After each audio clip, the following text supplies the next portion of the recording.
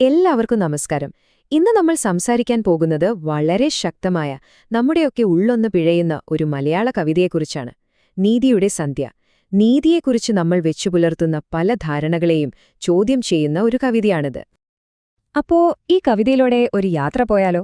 നമ്മൾ തുടങ്ങുന്നത് ഏറ്റവും താഴെത്തട്ടിലെ അഴിമതിയിൽ നിന്നാണ്. പക്ഷെ ഈ യാത്ര നമ്മളെ കൊണ്ടുപോകുന്നത് ഒരു രാജ്യത്തിന്റെ ഭാവിയെക്കുറിച്ചുള്ള വലിയ വലിയ ചോദ്യങ്ങളിലേക്കാണ്. നമുക്ക് തുടങ്ങാം. ശരിക്കും ഈ കവിതയുടെ ഒരു പ്രത്യേകത എന്താണെന്ന് വെച്ചാൽ, ഇത് തുടങ്ങുന്നത് വലിയ കോടതിമുറികളിൽ നിന്നോ നിയമപുസ്തകങ്ങളിൽ നിന്നോ ഒന്നുമല്ല. നേരെ മറിച്ച് എവിടെയാണോ സാധാരണക്കാർക്ക് സിസ്റ്റമുമായി ആദ്യമായിട്ടൊരു ബന്ധം വരുന്നത്, ആ ഒരു അടിത്തട്ടിൽ നിന്നാണ്. ഈ വരി ശ്രദ്ധിച്ചോ? അധികാരത്തിൻ നിഴലുകൾ നൃത്തമാടുന്നു. എന്തൊരു പവർഫുൾ ഇമേജാണല്ലേ! അഴിമതിയെ ഒരു തുറന്ന യുദ്ധമായിട്ടല്ല ഇവിടെ കാണിക്കുന്നത്, മറിച്ച് ആരും കാണാതെ പതുക്കെ പതുക്കെ പടർന്നു പിടിക്കുന്ന ഒരു നിഴൽ നൃത്തം പോലെയാണ്.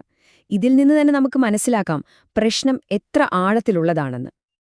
അപ്പോ ഈ നിഴൽ നൃത്തത്തിന്റെയൊക്കെ ഫലമെന്താ? കവിത അത് നേരെ പറയുന്നുണ്ട്. സാധാരണക്കാരന്റെ നിലവിളി ആരും കേൾക്കുന്നില്ല. അവരുടെ ശബ്ദം ബധിരകർണങ്ങളിലാണ് പതിക്കുന്നത്. ഇവിടെയാണ് ശരിക്കും ഈ കവിതയുടെ ഒരു കോൺഫ്ലിക്റ്റ്, ഒരു സംഘർഷം തുടങ്ങുന്നത്. അങ്ങനെ വ്യക്തിപരമായ ഈ അവഗണനകളുണ്ടല്ലോ, അത് പതിയെ പതിയെ ഒരു സിസ്റ്റത്തിന്റെ തന്നെ പരാജയമായി മാറുകയാണ്. അതാണ് നമ്മൾ അടുത്തതായി കാണാൻ പോകുന്നത്. ദാ ഈ വരി നോക്കൂ. ഇതൊരു വെറും വാക്കല്ല, ഭയങ്കരമായൊരു രൂപകമാണ്. സത്യം വെറുതെ എവിടെയെങ്കിലും നഷ്ടപ്പെട്ടു പോകുകയല്ല ചെയ്യുന്നത്. അതിനെ സംരക്ഷിക്കേണ്ട സിസ്റ്റം തന്നെ അറിഞ്ഞുകൊണ്ട് അതിനെ ചവറ്റുകുട്ടിയിലേക്ക് വലിച്ചെറിയുകയാണ്. ബോധപൂർവമായൊരു നശിപ്പിക്കൽ. അപ്പോ താഴെത്തട്ടിൽ നിന്ന് തുടങ്ങി ബ്യൂറോക്രസിയുടെ ഇടനാഴികളിലൂടെ സഞ്ചരിച്ച് നമ്മളിപ്പോ എവിടെ എത്തുന്നെന്നറിയാമോ? ഈ പ്രശ്നത്തിന്റെയെല്ലാം ഹൃദയഭാഗത്ത്, നീതിയുടെ അവസാന വാക്ക്, നമ്മൾ പ്രതീക്ഷിക്കുന്ന ഇടം, കോടതികൾ. ഈ ഒരു വരി മാത്രം മതി ഈ കവിതയുടെ കാതൽ മനസ്സിലാക്കാൻ. ഇവിടെ വാദിക്കോ പ്രതിക്കോ ഒരു റൂളുമില്ല. കളി നിയന്ത്രിക്കുന്നത് ആരാണ്? പണമെന്ന മാന്ത്രികൻ.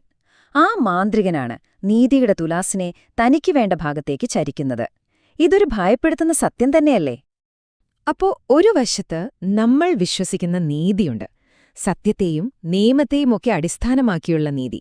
മറുവശത്തോ കവിത പറയുന്ന ആ യാഥാർത്ഥ്യം, വിധി തീരുമാനിക്കുന്ന പണമെന്ന മാന്ത്രികൻ. ഈ രണ്ടും തമ്മിലുള്ള അന്തരം നോക്കൂ. ഒന്ന് വെറുമൊരു സങ്കല്പമായി മാറുന്നു, മറ്റേത് നമുക്ക് മുന്നിലുള്ള കൈപ്പേറിയ യാഥാർത്ഥ്യവും. ഇനി കവിത നമ്മളെ കൊണ്ടുപോകുന്നത് കുറച്ചുകൂടി വലിയൊരു ക്യാൻവാസിലേക്കാണ്. കാരണം നീതി പരാജയപ്പെടുമ്പോൾ കുറച്ചു നിയമങ്ങൾ മാത്രമല്ലല്ലോ ലംഘിക്കപ്പെടുന്നത്. അതിന്റെ പ്രത്യാഘാതം അതിലും എത്രയോ വലുതാണ്. തകരുന്നത് കേവലം നിയമങ്ങളല്ല. ഇവരിവിടെ നിർത്തുമ്പോൾ നമ്മൾ ചിന്തിക്കും, പിന്നെ എന്താണ് തകരുന്നത്? നിയമങ്ങളല്ലെങ്കിൽ പിന്നെ എന്താണ്? ഒരു ജനതയുടെ സ്വപ്നത്തിൻ ഗോപുരങ്ങളാണ്. കണ്ടോ? അതാണുത്തരം. നഷ്ടപ്പെടുന്നത് നിയമങ്ങളോ ചട്ടങ്ങളോ അല്ല, ഒരു ജനത ഒന്നാകെ കണ്ട സ്വപ്നങ്ങളാണ്. അവരുടെ ഭാവിയെക്കുറിച്ചുള്ള പ്രതീക്ഷകളാണ്. നടക്കുന്ന ഓരോ അനീതിയും ആ വലിയ സ്വപ്നഗോപുരത്തിൽ നിന്ന് നമ്മൾ ഓരോ കല്ല് ഊരിയെടുക്കുന്നതിന് തുല്യമാണ്. ഒരു സിസ്റ്റം ഇങ്ങനെ പരാജയപ്പെടുമ്പോൾ സ്വാഭാവികമായും ഒരു ചോദ്യമുയർന്നുവരും. ഇനി എങ്ങോട്ട്? നമ്മുടെ മുന്നിലുള്ള വഴി ഏതാണ്? നാളെയുടെ ഭാരതം ഏതു വഴിയെ പോകും?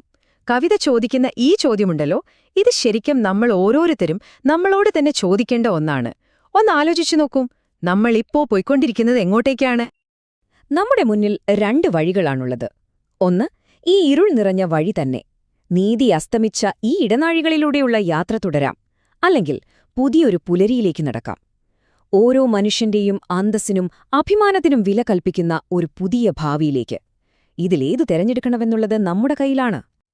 അപ്പോ ഈ കവിതയുടെ അവസാനം നമുക്കൊരു റെഡിമെയ്ഡ് ഉത്തരം തന്ന് നമ്മളെ സമാധാനിപ്പിക്കുകയല്ല ചെയ്യുന്നത്. അല്ല, പകരം അതൊരു മുന്നറിയിപ്പാണ് തരുന്നത്. നമ്മുടെ ചരിത്രപരമായ ഒരു ഉത്തരവാദിത്വത്തെക്കുറിച്ച് നമ്മളെ ഓർമ്മിപ്പിക്കുകയാണ്. അതായത് മാറ്റം വരുത്താനുള്ള ഉത്തരവാദിത്വം വേറെ ആരുടെയുമല്ല, നമ്മുടേതാണ്. നമ്മൾ ഉണരണം, നമ്മൾ ചോദ്യങ്ങൾ ചോദിക്കാൻ തുടങ്ങണം. കാരണം നമ്മളിങ്ങനെ നിശബ്ദരായിരുന്നാൽ വരും തലമുറ നമ്മളെ വിലയിരുത്തും. ആ നിശബ്ദതയും ഒരു നിലപാടായിട്ടായിരിക്കും ചരിത്രം രേഖപ്പെടുത്തുക. അപ്പോ ഒന്നുകൂടി ചിന്തിക്കാം. നമ്മൾ ഉണർന്നില്ലെങ്കിൽ, നമ്മൾ വേണ്ട സമയത്ത് ചോദ്യങ്ങൾ ചോദിച്ചില്ലെങ്കിൽ, ഭാവിയിൽ നമ്മുടെ മക്കളും കൊച്ചുമക്കളുമൊക്കെ ചരിത്രം പഠിക്കുമ്പോൾ നമ്മളെക്കുറിച്ച് എന്തായിരിക്കും വായിക്കുക? ഒരു വലിയ രാജ്യം അതിന്റെ നീതിയെ പഞ്ചായത്തിലും കോടതിയിലും ലേലം വിളിച്ചുവിറ്റു. ഒരുപക്ഷെ ചരിത്രം രേഖപ്പെടുത്താൻ പോകുന്ന വിധി ഇതായിരിക്കാം. ഈ ഒരു ചിന്തയോടെ, ഈ ഒരു ചോദ്യത്തോടെ നമുക്ക് നിർത്താം. ഈ വരികളുടെ ഭാരം നമ്മുടെയെല്ലാം ഉള്ളിലുണ്ടാവട്ടെ.